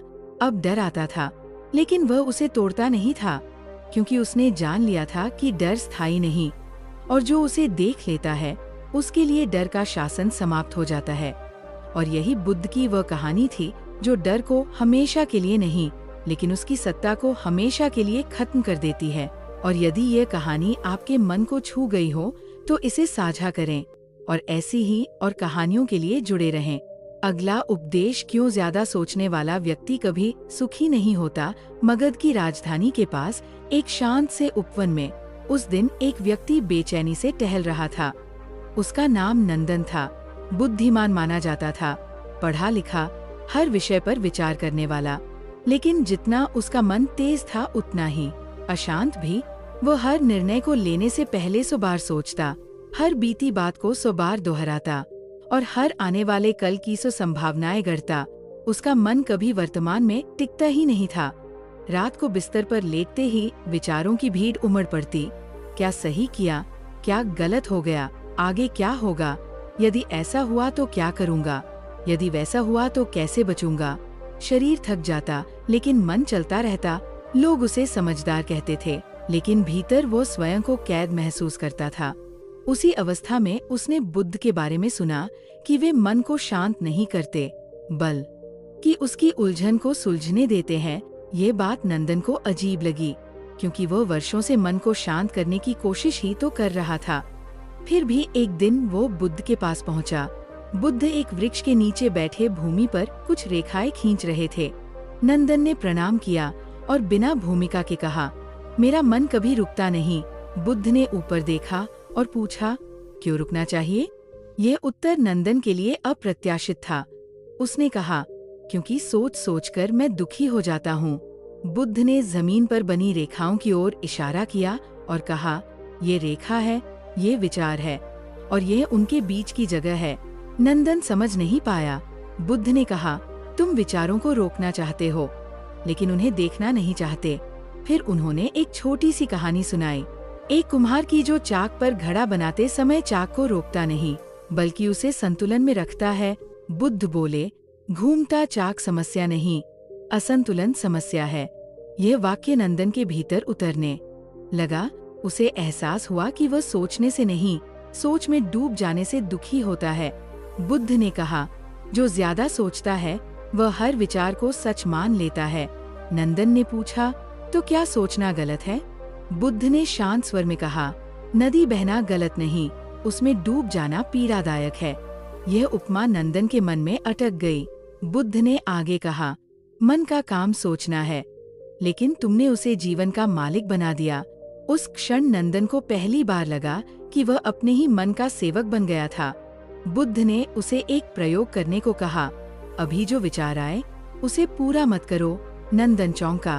उसके मन में तुरंत एक चिंता आई, लेकिन उसने बुद्ध की बात मानी और उस विचार के पीछे नहीं गया। कुछ क्षण बाद वह विचार स्वयं ढीला पड़ गया। नंदन को आश्चर्य हुआ। बुद्ध ने कहा, विचार ऊर्जा से जीते हैं, ध्यान न मिले तो वे टिकते नहीं। सूर्य ढलने लगा, प्रकाश पत्तों से छनकर भूमि पर बिखरने लगा। नंदन के भीतर वर्षों बाद एक छोटा सा विराम महसूस हुआ। बुद्ध ने कहा, जो ज्यादा सोचता है वह भविष्य में जीता है, और सुख हमेशा वर्तमान में होता है। ये बात नंदन के लिए नई नहीं थी, लेकिन पहली बार उसने इसे महसूस किया। बुद्ध ने आगे कहा, सुख पाने के लिए कम सोचो मत, बस इतना जानो कि हर विचार तुम्हारा नहीं। उस दिन नंदन कोई महान ज्ञान लेकर नहीं लौटा, नहीं, उसका मन हमेशा के लिए शांत हो गया। लेकिन अब जब विचार आते, वह उनसे लड़ता नहीं था, उन्हें पकड़ता भी नहीं था। और उसी देखने की कला में उसने जाना कि ज्यादा सोचने वाला व्यक्ति इसलिए कभी सुखी नहीं होता, क्योंकि वह जीवन को जीने से पहले ही उसे अपने मन में जी चुका होता है। और जब मन थक जाता है तो जीवन भी फीका लगने लगता है। और यदि यह कहानी आपके मन को छू गई हो तो इसे साझा करें, और ऐसी ही और कहानियों के लिए जुड़े रहें। अगला उपदेश कपिलवस्तु के समीप एक समृद्ध ग्राम था, जहाँ घर बड़े थे, अनाज के भंडार भरे रहते थे, और लोगों की बातचीत में अभाव का कोई शब्द नहीं था। वहीं एक व्यक्ति रहता था जिसका नाम देवदत्त नहीं, कोई राजकुमार नहीं, बस एक साधारण गृहस्थ था। नाम था माधव। उसके पास धन था, सम्मान था, परिवार था, फिर भी भीतर एक अजीब सी रिक्तता थी, जो किसी भूख जैसी नहीं बल्कि अर्थहीनता जैसी लगती थी। सुबह उठते ही मन भारी रहता, काम करता तो भी भीतर एक आवाज कहती कि कुछ कमी है। उत्सव आते तो वो हंसता, पर हंसी के पीछे एक सूनी खिड़की खुली रहती। रात को सोता तो सपनों में भी वही खालीपन पीछा करता। वह किसी दुख की शिकायत नहीं कर सकता था, क्योंकि बाहर सब ठीक था, और यही बात उसे और उलझाती थी। लोग कहते थे, सब कुछ होते हुए भी वो उदास क्यों रहता है? वही प्रश्न उसे भीतर से कचोटता रहता। उसी बेचैनी में उसने सुना कि बुद्ध पास के उपवन में ठहरे हैं। माधव वहाँ किसी समाधान की अपेक्षा से नहीं गया, बल्कि इस अपराध बोध के साथ गया कि जब सब कुछ है तो उसे खाली महसूस करने का अधिकार ही क्या है। जब वह पहुंचा तो बुद्ध कुछ भिक्षुओं के साथ मौन में बैठे थे। माधव ने दूर से ही देखा कि उनके चेहरे पर कोई अभाव नहीं, फिर भी कोई संग्रह नहीं। वह पास आकर बैठ गया और बहुत देर तक कुछ बोला नहीं। फिर अचानक उसके मुंह से निकल गया, मेरे पास सब कुछ है, फिर भी भीतर कुछ नहीं है। ये वाक्य कहते समय उसकी आंखें झुक गईं। बुद्ध ने उसकी ओर देखा और पूछा, जो सब कुछ है वह कहाँ है? माधव ने चारों ओर इशारा किया, घर, धन, लोग, बुद्ध ने शांत स्वर में कहा, और जो नहीं है वह कहाँ होना चाहिए? माधव चुप हो गया। बुद्ध ने पास पड़ी एक कटोरी उठाई, उसमें थोड़ा जल था। उन्होंने कहा, यदि ये कटोरी भरी है तो इसमें और जल क्यों नहीं टिकता? माधव ने कहा, क्योंकि ये पहले से भरी है। बुद्ध बोले, मन भी ऐसा ही है। ये वाक्य माधव के भीतर कहीं ठहर गया। बुद्ध ने आगे कहा, जब मन इच्छाओं, पहचान, तुलना और अपेक्षाओं से भरा होता है तब शांति उसमें टिक नहीं पाती। माधव को याद आया कि उसने हर उपलब्धि के बाद भी अगले लक्ष्य की सूची बना ली थी, कभी ठहरकर जिया ही नहीं। बुद्ध ने एक कथा सुनाई, एक धनी व्यापारी की जो अपने घर में एक सुंदर दीपक रखता है, लेकिन खिड़कियां बंद होने के कारण भीतर अंधेरा ही रहता है। व्यापारी दीपक को दोष देता है, जबकि समस्या खिड़कियों की होती है। बुद्ध ने कहा, तुम खाली इसलिए नहीं हो कि कुछ नहीं, तुम खाली इसलिए हो क्योंकि भीतर रोशनी के लिए जगह नहीं छोड़ी। माधव ने पहली बार अपने भीतर झांका। उसे लगा कि वो हर समय कुछ पाने, कुछ साबित करने, कुछ बचाने में लगा रहा। बुद्ध ने कहा, सब कुछ होना जीवन की परिपूर्णता नहीं, सब कुछ छोड़ पाने की क्षमता ही परिपूर्णता है। ये बात सुनकर माधव घबरा गया। उसने पूछा, तो क्या सब छोड़ देना होगा? बुद्ध ने हल्के स्वर में कहा, छोड़ना वस्तुओं का नहीं, पकड़ का होता है। हवा चलने लगी, वृक्षों की पत्तियां हिलने लगी। माधव के भीतर भी कुछ हिल रहा था। बुद्ध ने कहा, जब तुम किसी वस्तु को अपने अस्तित्व का प्रमाण बना लेते हो, तब उसके होते हुए भी तुम खाली रहते हो। उस क्षण माधव को पहली बार समझ आया कि उसका खालीपन कोई बीमारी नहीं, बल्कि एक संकेत था कि जीवन केवल संग्रह नहीं, अनुभव भी चाहता है। बुद्ध उठे और जाने लगे। जाते जाते उन्होंने कहा, आज जब घर लौटो तो कुछ जोड़ना मत, बस एक क्षण बैठकर श्वास को आते जाते देखना। माधव ने वैसा ही किया। उस रात उसके पास वही सब था, लेकिन भीतर एक हल्की सी जगह खुल गई थी। कोई महान आनंद नहीं, बस एक सादगी। और उसी सादगी में उसने जाना दोस्तों, प्रकृति ने हमारे शरीर को 5 तत्वों से बनाया है, लेकिन कलयुग के इंसानों ने उसमें एक तत्व और अधिक कर दिया है, और वह तत्व है पैसा। जी हाँ दोस्तों, यह सच है कि पैसों से सारी चीजें नहीं खरीदी जा सकती है, लेकिन यह भी सच है कि पैसों से लगभग सारी चीजें खरीदी जा सकती है। एक बार की बात है, एक गांव में एक संत प्रवचन दे रहे थे कि पैसों के पीछे मत भागो, यह माया का दलदल है, और इस माया के दलदल में एक बार जो फंस गया तो वह पूरी जिंदगी दुखी ही रहता है। और यह सुनकर वहाँ बैठे सभी लोग इसी बात पर तालियां बजा रहे थे। उन्हें यह बात नहीं पता थी कि यह संत इसी बात को बोलने के लिए पैसा लेता है। दोस्त, तो यही तो माया का खेल है, जो कि इस दुनिया में बहुत कम लोग इस बात को जान पाते हैं, और जिसने ये जान लिया उसको इस माया ने बुलंदियों की चोटी पर पहुंचा दिया। दोस्तों, आज के समय में पैसा कमाना जितना मुश्किल नहीं है, उससे भी ज्यादा मुश्किल है पैसों को संभाल कर रखना। इस दुनिया में बहुत से लोग ऐसे होते हैं जिनके पास कुछ पैसा क्या जाता है, वो लोग घमंड में आ जाते हैं। क्या है कि वो लोग पैसों के नियम को जानते ही नहीं। आपने ध्यान दिया होगा कि सरस्वती माँ की तस्वीर हमेशा बैठी होती है और लक्ष्मी माँ की तस्वीर सीधी रहती है, क्योंकि सरस्वती माँ यह कहती है कि मैं जल्दी आऊंगी नहीं, और यदि मैं आ गई तो मैं वापस जाऊंगी नहीं, क्योंकि ज्ञान इतनी आसानी से अर्जित नहीं किया जा सकता। और यदि हमने एक बार किसी ज्ञान को अर्जित कर लिया तो वह ज्ञान हमसे कोई छीन ही नहीं सकता। लेकिन दूसरी तरफ लक्ष्मी माँ का यह नियम होता है कि वह जल्दी आ भी जाती है और उतनी ही जल्दी चली भी जाती है। यदि किसी इंसान को पैसे को सही तरीके से रखना नहीं आया तो बहुत जल्द उस घर से लक्ष्मी निकल जाती है। तो दोस्तों, आज की इस कहानी के अंदर मैं आप लोगों को 6 ऐसे खर्च बताऊंगा जिसे आपको आज और अभी से ही बंद कर देना चाहिए, तो ही आप पैसों के सही नियम को समझ पाएंगे। आप कितना कम आते हैं यह जरूरी नहीं है। आप चाहे जितना भी कमाते हैं, इसमें से आप अपना खर्चा इन 6 जगहों पर कम कर दो तो धीरे धीरे आपके घर में धन रुकना शुरू हो जाएगा।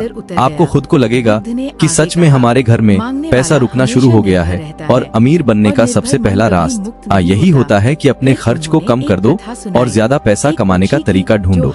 तो चलिए जानते हैं इस कहानी के माध्यम से कि वह कौन सी 6 चीजें हैं जहां हमें पैसा नहीं खर्च करना चाहिए। तो चलिए कहानी शुरू करते हैं। लेकिन उससे पहले यदि आप भी महात्मा बुद्ध को दिल से मानते हैं और उनको सम्मान देते हैं तो कमेंट बॉक्स में नमो बुद्धा जरूर लिखें। आपकी प्रतिक्रिया हमें सकारात्मक ऊर्जा प्रदान करती है। एक बार की बात है, एक गांव में दो औरत रहती थीं। एक के पास एक भैंस थी और एक के पास एक बकरी थी। जिसके पास भैंस थी वह औरत सही तरीके से किसी भी चीज को संभाल कर रखना नहीं जानती थी। उसकी भैंस दूध तो बहुत दप देती थी, लेकिन उस औरत ने दूध की कीमत कभी जानी ही नहीं और वह दूध घर की बिल्ली को पिला देती थी और उस दूध को ऐसे ही खर्च कर देती थी। दूध को सही तरीके से उपयोग में कैसे लिया जाता है वह औरत जानती ही नहीं थी और जिसके पास बकरी थी वह दूध की कीमत जानती थी और वह दूध के एक एक बूंद को बचाकर रखती थी और उससे दही जमाकर घी निकाल लेती है और धीरे धीरे वह बहुत सारा घी इकट्ठा कर लेती है। अब जिसके पास भैंस थी उसने दूध की अहमियत कभी जानी ही नहीं थी। उसने कभी भी दूध से घी निकालने के बारे में सोचा ही नहीं था। फिर एक दिन उसके घर में कुछ मेहमान आ जाते हैं और मेहमानों को तो रूखी रोटी नहीं खिलाया आ सकता, यह तो हम सभी जानते हैं। तो इसीलिए वह औरत उस औरत के पास जाती है जिसके पास बकरी थी और उस औरत के पास से एक पाव घी ले आती है। वह औरत यह कहकर घी लाती है कि मैं जल्द ही अपनी भैंस का दूध निकाल कर घी निकालूं तो मैं तुम्हें तुम्हारा घी वापस कर दूंगी। और बकरी रखने वाली औरत उसको उधार के तौर पर घी दे देती है और फिर वह औरत अपने मेहमानों को खाना खिला देती है। उसके बाद बहुत दिन निकल जाते हैं लेकिन वह भैंस रखने वाली औरत उसको भी वापस नहीं करती। एक दिन फिर बकरी रखने वाली औरत भैंस रखने वाली औरत के पास जाती है और कहती है कि मैंने तुम्हें एक बार घी दी था तो मैं वह घी वापस लेने आई हूँ। यह सुनकर वह औरत कहती है कौन सा घी, तू भला मुझे घी कैसे दे सकती है? मेरे पास तो भैंस है और तेरे पास तो बकरी है और मैं भला तुझसे घी उधार क्यों मांगूंगी? मेरे पास तो इतनी अच्छी भैंस है और उसका तो बहुत ज्यादा दूध होता है, मैं तो खुद से घी निकाल लेती हूँ, मैं भला तुझसे घी क्यों उधार लूंगी? यह कहकर वह औरत घी देने से मना कर देती है और फिर बकरी रखने वाली औरत वापस आ जाती है क्योंकि उसको यह पता था कि कोई भी अब उसकी बात पर विश्वास नहीं करेगा क्योंकि उसके पास तो भैंस है। लेकिन फिर भी उसने कई लोगों से इस घटना को बताया पर इस बात को कोई मानने को तैयार ही नहीं था। सबका जवाब एक सा था कि भला भैंस रखने वाला इंसान बकरी रखने वाले से घी उधार क्यों लेगा? यह बात कोई भी मानने को तैयार नहीं था। लेकिन उसी गांव के बाहर एक गुरु रहते थे और फिर वह बकरी रखने वाली औरत उस गुरु के पास जाती है और उन्हें अपनी सारी समस्याएं बताती है। उसके बाद उस गुरु ने भैंस रखने वाली औरत को अपने आश्रम में बुलाया और फिर वह औरत भी उस गुरु के पास पहुंच जाती है और वह भी अपनी बात बताते हुए कहती है कि गुरुदेव यह झूठ बोल रही है, मेरे पास तो भैंस है और भला मैं इसे घी क्यों लूंगी? अब उस गुरु को इसका फैसला करना था कि क्या सच में भैंस रखने वाली औरत बकरी रखने वाली औरत से घी उधार ली है या नहीं, क्योंकि बकरी का दूध तो बहुत कम होता है और भैंस का दूध तो बहुत ज्यादा होता है। तो कब या जरूरत हो गई कि एक भैंस वाली को बकरी वाली से भी उधार लेना हुआ। अब गुरु बहुत देर सोचते हैं और उसके बाद दोनों औरतों को अपने पास बुलाकर एक एक लोटा पानी देते हुए कहते हैं कि यह पानी लेकर जब आओ और दोनों ही अच्छे से हाथ पैर धोकर आओ। अब एक लोटा पानी देकर भैंस रखने वाली औरत कहती है कि गुरुदेव सिर्फ एक लोटा पानी से हाथ पैर कैसे धो पाऊंगी? लेकिन बकरी रखने वाली औरत उस लोटे को लेकर चली जाती है और वो अच्छे से अपने हाथ पैर धोती है और उसके बाद भी वो लोटे के अंदर कुछ पानी बचा भी लाती है और वापस गुरु के पास आ जाती है।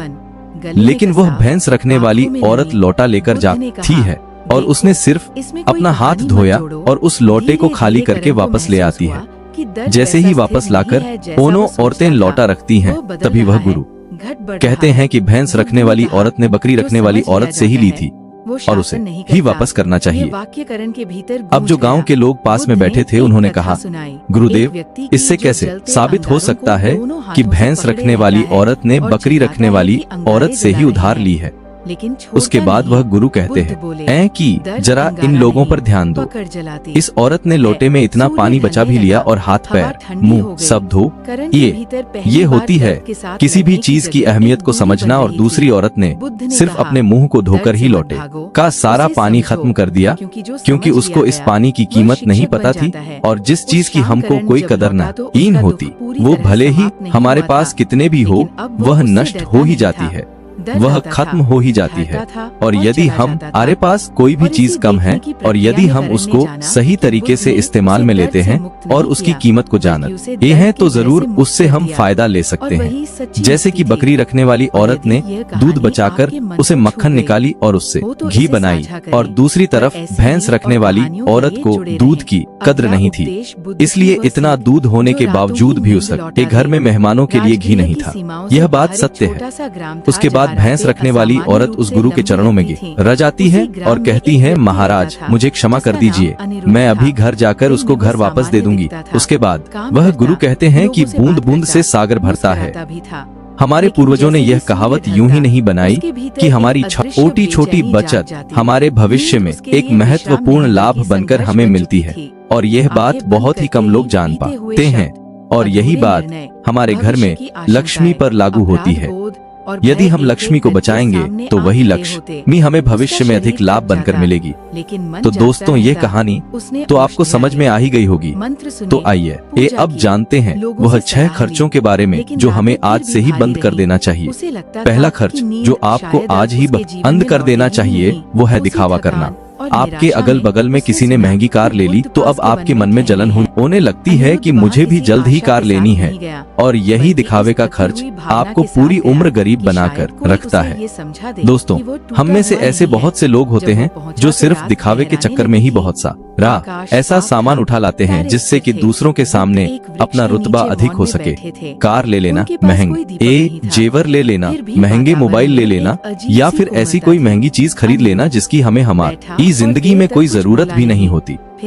और जब उन्हें कोई समझाता है तो कहते हैं कि हम किसी से कम हैं क्या। वह लोग यह नहीं समझते हैं कि इससे हमारा सिर्फ नुकसान होता है ना कि कुछ फायदा। यदि आपको सच में अमीरी के रास्ते पर चलना है तो ये सारे खर्चे सबसे पहले आपको बंद करने होंगे, और वही पैसा कहीं इन्वेस्ट करना सीखना होगा। मैं ये नहीं कहता कि आप अपने शौक पूरे न करें। मेरे कहने का मतलब ये है कि जिस चीज की आपको जरूरत है बस आप वही लो, पर कभी भी किसी को देखकर कोई सामान बिल्कुल न ले। दूसरी बात है कंपनियों की स्कीम से दूर रहना। अपने सामान की बिक्री अधिक करने के लिए अलग अलग ब्रांड की जो कंपनियां होती हैं, वह लोगों को लुभाने के लिए एक स्कीम लाती है, लेकिन ये उनकी मार्केटिंग करने की एक रणनीति होती है जो हम लोग समझ नहीं पाते। और बहुत सारे लोग अलग अलग स्कीम के चक्कर में वह चीज भी खरीद लेते हैं जिसकी उन्हें जरूरत ही नहीं होती। यदि हम मार्केट में जाते हैं और हमें पता चलता है कि 50% डिस्काउंट के अंदर कोई वॉच मिल रही है, चाहे हमारे घर में 2-4 वॉच रखी हुई हो, लेकिन फिर भी हम उस वॉच को खरीद लेते हैं। हम लोग ये नहीं समझते कि ये सब मार्केटिंग करने की रणनीति होती है। तो मैं क्या करूं? इससे हमें फायदा नहीं होता बल्कि कंपनी को ही फायदा होता है। इसलिए ऐसे शौक कभी न पालें, क्योंकि यही गरीब होने का सबसे महत्वपूर्ण कारण भी होता है। क्योंकि जिस भी चीज की हमें जरूरत नहीं है हम उसी चीज में लक्ष्मी को खर्च कर देते हैं, तो उससे हमारे घर की लक्ष्मी नाराज हो जाती है और फिर धीरे धीरे हमारे घर से निकलने लगती है। तीसरी चीज जो आपको नहीं करनी चाहिए वो है उधार लेना।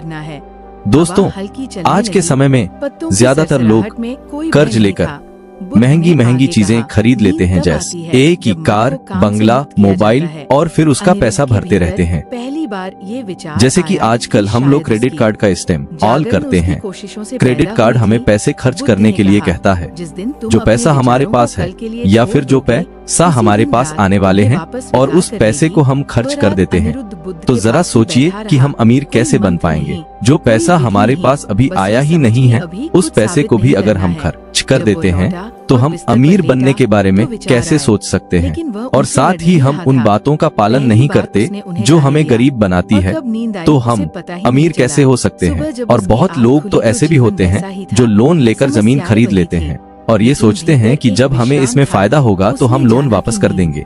लेकिन वो लोग यह नहीं समझते कि जितना हमें इसमें फायदा होगा उससे ज्यादा हमें लोन का ब्याज भरना होगा।